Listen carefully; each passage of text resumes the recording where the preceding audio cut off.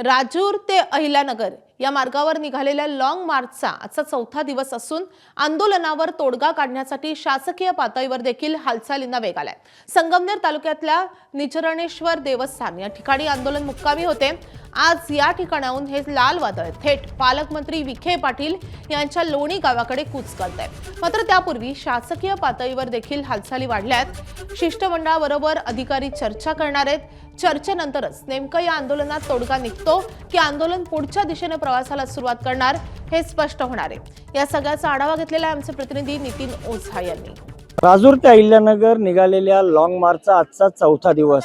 गेल्या 3 दिवसांपासून हे आंदोलक पायी प्रवास करत जवळपास या आंदोलकांनी 60 ते 70 किलोमीटरचा प्रवास पूर्ण केला आहे आणि काल रात्री ते निचरणेश्वर या देवस्थानाच्या ठिकाणी मुक्कामी होते।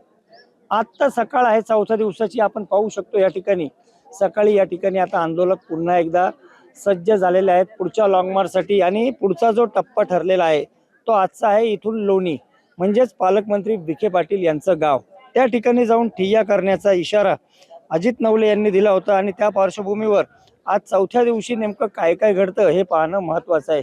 एकूणच जर पाहिलं तर काल रात्री देखील शासकीय अधिकाऱ्यांनी दूरध्वनीद्वारे अजित नवले यांच्याशी चर्चा केलेली आहे।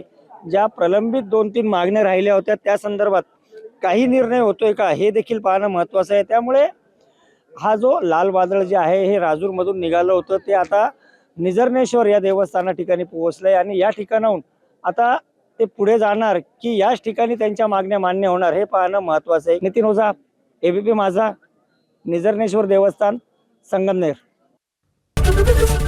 एबीपी माझा, उघडा डोळे बघा नीट।